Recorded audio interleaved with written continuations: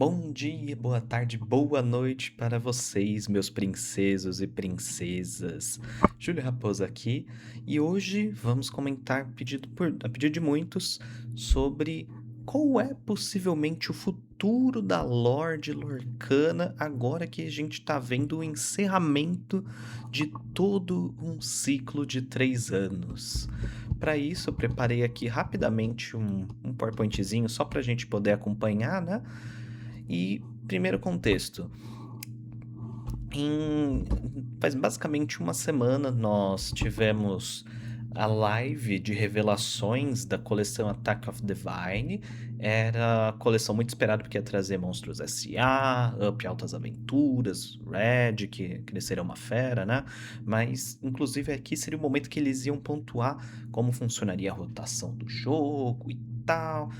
Não deram muito a deixa para falar a respeito da lore em si, claro. Normalmente eles fazem uma live separada disso, que deve sair em breve. E eu vou estar lá para acompanhar, para falar com a equipe criativa mesmo do jogo, comentando sobre a história da coleção, o que vem por aí, como algumas cartas foram pensadas e tal. Então, se você não acompanhou, tem no YouTube, provavelmente, na Twitch com dele da oficial de Lorcana, com certeza tem para vocês acompanharem, mas hoje nós vamos comentar nada de competitivo, nem de cartas especificamente. Vamos falar do que eles trouxeram de novidades para o futuro de Lorcana. A começar que eles já deixaram claro que tem planejamento para produzir Disney Lorcana até 2029. Então, temos aí mais 3 anos de duração de muita coisa para vir pelo jogo. Então, podemos esperar bastante coisa aí. É um planejamento longevo, temos que dizer. Para começar, a coleção Attack of the Vines, ela nasceu lá do Rise of Bloodborne, já comentei isso nos vídeos de lore, aquela tinta negra que inunda todo o grande luminário. Ela era isso que tá aparecendo aqui na tela pra gente, né? Saiu do livro da Úrsula, contaminado, e veio a se tornar até uma carta própria hoje em dia, que é essa videira, que é essa carta que tem um Mickey pequenininho ali no meio da carta. Há de se pontuar. Eu sei que muita gente se empolgou porque tem algumas artes com esses bichinhos das videiras que lembram muito. ahn, eu não lembro o nome daqueles vilõezinhos também que tem no Kingdom Hearts e falaram que isso talvez seja um indício. Particularmente falando, eu acho que não, tá? Mas a gente não pode descartar a possibilidade, porque, por exemplo, eles usaram o Detona Ralph, os personagens originais de Detona Ralph, para inserir no jogo, acho que na coleção 5 ou 6, se eu não me engano, e não precisou usar em nenhum momento os personagens da Capcom, né? Da Sega, que era Sonic, o pessoal do Street Fighter e tal, que envolveria outras licenças, não precisaram fazer isso. Então acho que Kingdom Hearts tem uma grande chance de chegar no jogo, justamente porque, não sei se agora, mas eles podem simplesmente descartar tudo relacionado ao Final Fantasy e trazer só o material original de Kingdom Hearts para agregar no jogo, já que ele está muito bem mesclado com Disney, com Disney, né, no geral, Disney Pixar. Gosto muito, inclusive, dessa arte das videiras. Gostaria que fosse uma lendária, muito mais forte, mais interessante de se jogar. Gostaria. Queria que fizesse jus a um incidente, porque no fim foi um incidente, né? Um vilão provocou isso exatamente, mas um incidente dos nossos próprios protagonistas lá no iniciozinho da história. E dado que ela percorreu até aqui, né, 3 anos, 13 coleções de Lorcana, eu acho que poderia ser uma carta bem mais marcante, mas ela já vai mexer bastante nas coisas, porque se ela é uma carta que envolve muito Floodborne, lembrem, os Floodborns são os personagens que são tocados por essa tinta negra. E aí vem um primeiro detalhe que eu gostaria de apontar para vocês na parte de lore, que a gente tem alguns personagens aqui criados pelas videiras que eles não têm shift. Uma característica dos Floodborn era justamente o shift, que era para você pagar um pouquinho um pouquinho menos, melhor dizendo, para poder descer eles na mesa antes no jogo. E você pode ver que todos os Floodborne, neste caso, eles não têm o Shift e eles têm um novo tipo, que é o Vineling, ou algo como um tipo videira, né? Meio planta. Eu diria que é uma planta, mas enfim. São personagens. Dado que as videiras nada mais são do que a tinta negra, que nada mais é do que a junção de todas as tintas que nós, Illuminati, usamos para conjurar personagens ah, corrompidas, maculadas, obviamente. Aqui nós temos então a videira tomando uma consciência até de agir como uma Illuminir e fazendo a criação dos seus próprios personagens. Isso pode dar margem para muita coisa, tá?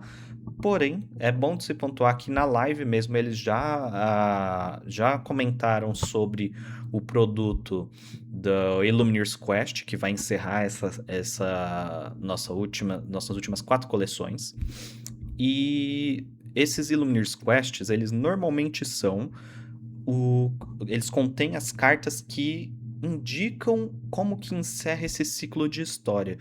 E na live eles falaram que esse vai ser o momento que a gente vai findar esse problema todo dessas videiras. Então, provavelmente a dúvida que fica é: quando for encerrar esse mal, né, essa natureza maligna e tal, isso significa que não existirão mais Floodborns no jogo a partir de então? Acabou?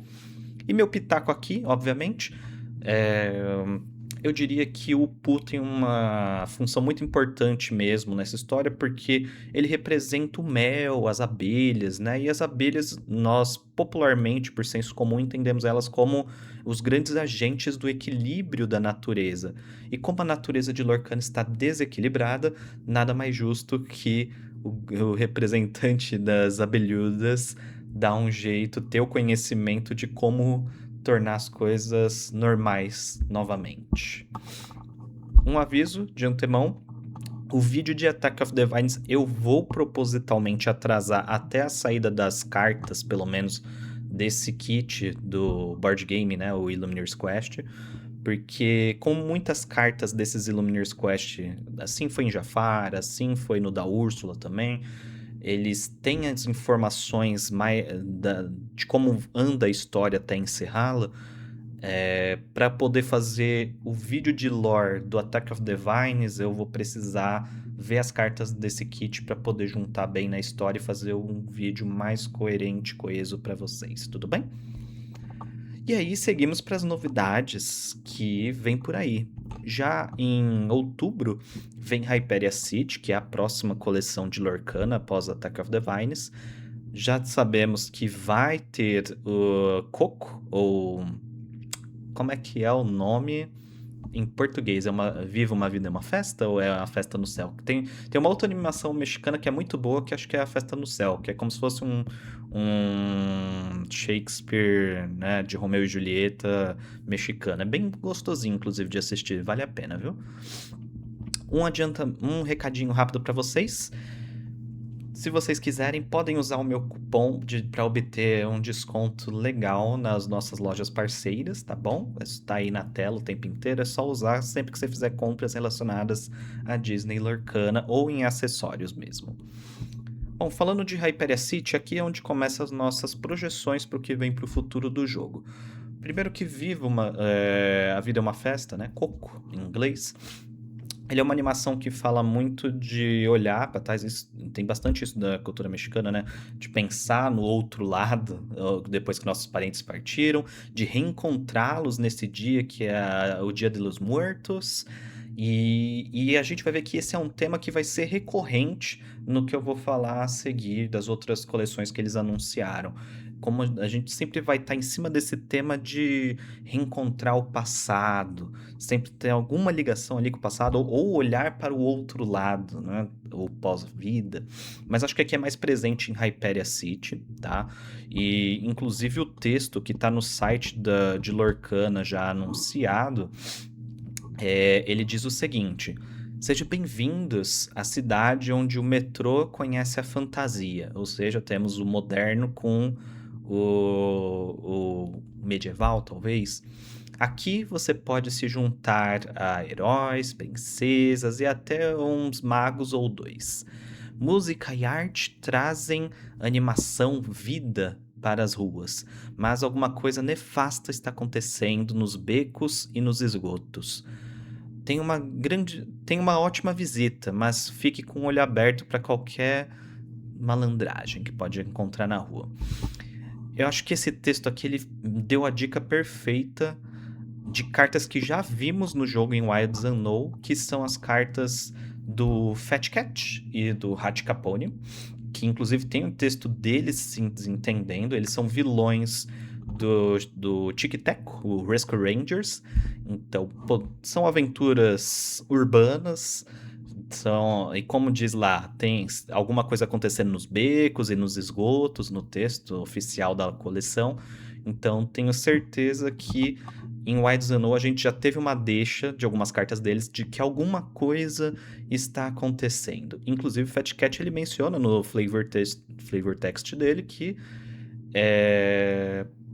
ele sabe como usar os glifos, que eu não sei exatamente se são algumas coisas relacionadas à coleção, vou falar no vídeo de lore, mas ele sabe o que são e sabe como usá-los. Isso aqui indica que vai ter muita confusão na próxima coleção de Hyperia City.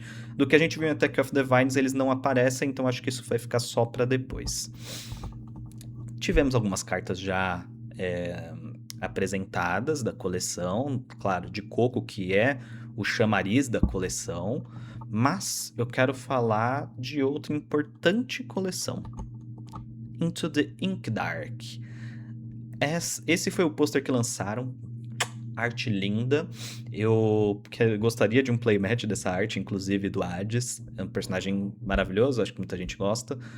E aqui a gente vai ter muita informação, que até deixa eu voltar um pouco em Hyperia City. Num dos vídeos de lore que eles falaram no The Wilds Unknown, eles comentaram que o Hyperia City vai ser como se a gente pegasse a câmera e virasse para o lado para uma outra situação, mudasse o foco da história, né? Então, a gente vai deixar de lado um pouco tudo que estava acontecendo ali, até Attack of the Vines, e vai olhar para um outro núcleo de histórias. Isso tem seu ponto bom e seu ponto ruim. O ponto ruim é que a gente vai perder um pouco da noção de continuidade da história. Vai exigir um trabalho um pouquinho maior para entender como as coisas estão acontecendo. O lado bom é que dá um tempo de respiro para tudo que estava acontecendo até então. Mas qual que é o X aqui que eu preciso apresentar? E eu acho que esse aqui foi o mais importante, que gerou muito comentário de muita gente. Primeiro a gente tem o Hades com o seu símbolo Safira ali no colar do peito dele. Claramente, então, essa é uma carta azul. Quiçá pode ser uma carta azul e verde por causa do fundo verde, mas o personagem em si, ele é uma carta Safira. E a gente tem alguns vilões presentes nesses cristais ao redor dele. Então você vai ter o Capitão Gancho mais aparente, vai ter aquele colar que a Úrsula usa para prender a voz da Ariel ali um pouco acima. Do outro lado a gente já tem a maçã envenenada da madrasta da Branca de Neve. E embaixo, minha câmera tá cobrindo aqui, mas dá para ver que tem o cajado do Jafar. Aqui a gente tem que pensar em algumas coisas, tá? Primeiro, essa é uma coleção que eu sei que muita gente falou que o Hades ele tá tramando desde o começo, porque tem muitas cartas dele tramando planos e pensando coisas. Inclusive, mais recentemente em Whispers in the Wild teve essa carta do Hades de Looking for a Deal. Mas eu tenho que lembrar uma coisa pra vocês. Primeiro que esse é um storyboard. E os storyboards são a versão original sua. A roupa dele é bem diferente da que ele usa hoje, mas eu quero atiçar vocês. A versão Dreamborn, que só tem essas cartas no jogo, inclusive, que tá aqui na tela, são as que mais se aproximam da aparência que tá na capa da coleção Into the Inkdark. Inclusive na coleção de Reign of Jafar, que é essa carta mais perto aqui da câmera, ele tá com mais armadura, né, no visual. Então tá muito mais próximo do que tá nessa imagem dele aqui. Mas como é uma coleção que vai envolver também os dois irmãos, né? A coleção dos dois irmãos, que isso já tinha sido anunciado, vai ter muita questão de RPG, então aquela coisa bem medieval, e eu acho que eles quiseram casar com o tema no visual do Hades também. É bom que eu queria acrescentar, já deve ter visto, spoiler sem querer.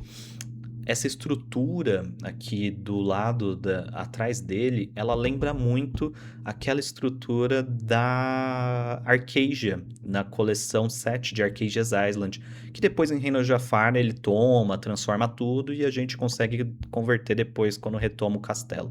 Mas a estrutura é muito parecida com essa que está no fundo aqui da imagem. Isso dá um indicativo de algumas questões, tá? Que eu comecei a pensar.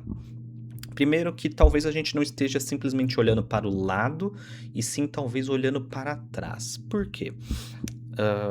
Na live com a equipe criativa do Disney Lorcana em Wilds Unknown, o Baker do Lorcana Villain, ele chegou a perguntar para os diretores se em algum momento da história se foi pensado a respeito de repente a existência de um Illuminir pregresso. Lembre, nós somos a segunda leva de Illuminirs nesse universo. Houve uma anterior à nossa, Arcadia é uma delas, inclusive. E não sabemos exatamente o que aconteceu para ela ter se isolado, mas a dúvida era: existiu, por exemplo, algum dos Illuminirs, dos primeiros Illuminirs, que caiu pro lado sombrio da força, por assim dizer, e se converteu pro mal e ajudar os vilões, e aí pode ter acontecido alguma coisa? O diretor, ele respondeu que eles pensaram nisso conceitualmente no início do jogo, mas nunca mais tocaram na ideia, ficou meio que engavetado. Eu acho que aqui estamos começando a ver uma margem de possibilidade para revisitar o passado. E eu digo isso porque nós temos aqui nas pedras tanto algo que remeta ao Úrsula, como que remeta ao Jafar, que são personagens que já foram derrotados, embora, obviamente, Úrsula apareceu em Wilds Unknown, a sua versão do Reborn, não a Storyborn. A gente tem que observar esses detalhes, tá? Então pode ser que a gente esteja vendo aqui algumas dicas de futuro ou do que pode ter acontecido no passado. Inclusive, o texto da coleção de Into the Ink Dark é: os vilões estão se aquecendo, o tempo para fazer muitas intrigas agora é para os vilões emergirem das sombras. Esse é o momento deles de brilhar. Das profundezas do Ink Dark, então Ink Dark na verdade é um lugar mesmo, é um nome próprio, um meticuloso e ardiloso planejador, que no caso é o Hades, tá na capa, ele tá com um plano mais ambicioso imaginado. Com a sua, como posso dizer, com seu grupo, né, de personagens corrompidos, que devem ser os vilões propriamente, todos inflamados pelas chamas da ambição. Esse vilão, o Hades, que tem a cabeça pegando fogo, tá aqui no texto, tem a intenção de se tornar a ameaça mais rapidamente que ascenda mais rapidamente em Lorcana, desbravando um vale perigoso de glimmers gigantes e cavernas de minas misteriosas e tal. Pode ter aí indicação de Branca de Neve. Nós, Illuminirs, temos que nos tentar mitigar ao máximo o poder que ele está adquirindo para prevenir um desastre maior. Então, Hades aqui tá chegando no seu auge. Ele aqui meio que tá escrito que ele é o próximo grande vilão, o próximo grande arco de vilania, de conflito que devemos resolver é enfrentando o Hades e toda o sindicato de vilões que ele tá construindo. Então, temos muito aí o que esperar. Eu não sei se isso é exatamente o passado, mas com certeza ele descobriu alguma coisa relacionada aos Illuminirs do passado, por causa da estrutura e tudo, e isso pode significar que ele vai despertar magias primordiais dos quais a gente ainda não conhece. Inclusive, isso pode abrir margem, já que provavelmente vai deixar de existir os Floodborn, pode abrir margem para surgir outros tipos de alguma coisa Born. né, para agregar na história e fazer essa substituição. O que conversa com a coleção anterior de virar a câmera para o lado e olhar para outra coisa. Afinal de contas, Hades não apareceu desde Whispers, ele só deu aquela deixa de tá querendo fazer um acordo, mas ficou por isso. É a coleção também, como eu mencionei, dos dois irmãos. Inclusive, recomendo a vocês que não assistiram o filme, ou quem assistiu, mas não gostou muito, que assista o vídeo do Entre Planos. Ele explica bastante sobre como a Pixar, melhor dizendo, ela cria fantasia, como tá aqui no texto mesmo da miniatura do vídeo. Recomendo fortemente, são 15 minutinhos de vídeo e garanto que vocês vão gostar bastante. Por fim, não menos importante, eles anunciaram que a coleção depois de Into the Ink Dark é com essa imagem. Não falaram o nome, não falaram nenhuma novidade, mas ficou nessa imagem. Leroy Stitch na tela, dentro do Great Luminary, que o cenário de fundo, visivelmente, é o Great Luminary já meio destruído, claro. Aqui a gente precisa voltar na história de Leroy Stitch, que, de novo, a gente está revisitando o passado. A história ela trata bastante disso depois da série animada de Lilo e Stitch, onde eles conseguem encontrar e dar um lugar para todas as outras invenções do Jumba. Nesse filme, a Lilo ela tenta ainda revisitar, manter todos ali presos a ela, né? Junto, sendo que todo mundo queria fazer alguma outra coisa e tal, mas com o andamento da história eles percebem que eles gostam mesmo daquilo que eles faziam antes, e aí tem o Leroy, que é a invenção mais moderna, por assim dizer, o Stitch seria a mais antiquada, então tem esse conflito, esse choque de mais recente, mais moderno com o que se tornou antiquado, que é um pouquinho do primeiro filme do Toy Story, né? Em relação ao Woody e o Buzz. Não temos grandes informações. Vai ter algum conflito deles. Eu não acho que isso vai ser o grande X da história dessa coleção, mas eu acho que vai ser uma das grandes missões secundárias que vai ter dentro da coleção, como tem em todas as coleções. Então, para resumir, eu elenquei aqui alguns pontos do que pode estar vindo aí para nós nessas próximas 3 coleções que já foram anunciadas. Vamos falar muito do pós-vida, porque afinal de contas temos Coco, que fala do pós-vida, temos o Hades, que é o senhor dos mortos, dentro da mitologia Disney e da mitologia grega, e temos aqui Lilo Stitch, que não está falando de pós-vida, mas está falando no sentido de morte, mas está falando do pós-vida depois que você já cumpriu o seu objetivo, que é a questão da história do filme, depois que eles conseguiram capturar todas as 625 aberrações, eu não lembro como é que é, experiências, né? 625 experiências. E aí teremos um novo arco de histórias, isso já meio que tá certo. Vamos ter retorno de personagens e franquias, além das novas, e ficou mais claro isso na imagem do Hades, então vamos ter de novo Jafar, vamos ter de novo Úrsula, Branca de Neve, Peter Pan e o Capitão Gancho. Se os vilões estão atingindo seu auge, a gente vai ver muitas franquias voltando com força pro jogo, mais do que as franquias novas da Pixar que vão chegando. Tem Lilo e Stitch, mas Lilo e Stitch está sempre presente no jogo desde o começo, né? Eu acho que é isso. Se tem aqui, eu botei essa imagem, inclusive, agora encerrando bem o assunto, pensei em fazer um vídeo separado só para falar como foi o arco de histórias todo de Disney Lorcana até aqui, bem em linhas gerais. Vai ter os vídeos separados coleção a coleção que a gente tá fazendo, mas falar em linha geral como ficou todo esse ciclo das videiras, né, da tinta negra, que foi um arco de 3 anos que tá se encerrando agora, para dar início para o outro arco. E a gente pode analisar aqui é uma imagem do curso de roteiro da Pixar, onde eles mostram como é o arco de personagem, mas acho que a gente consegue avaliar bem como foi toda a história de Disney Lorcana até aqui. Se vocês quiserem que eu faça esse vídeo comentando bem do roteiro, como foi tudo aqui até aqui agora, em linhas gerais, comenta aí embaixo. E sobre tudo que a gente conversou da lore, Comenta o que vocês acham que tá vindo por aí, quais as expectativas de vocês, o que vocês querem ver, o que vocês não querem ver. Tem franquias que não chegaram ainda, que nem no Roda de Lore a gente vê-se muito todo mundo querendo Corcunda de Notre Dame, mas não vem. Tem Tarzan também, né, que seria legal. Por aí vai.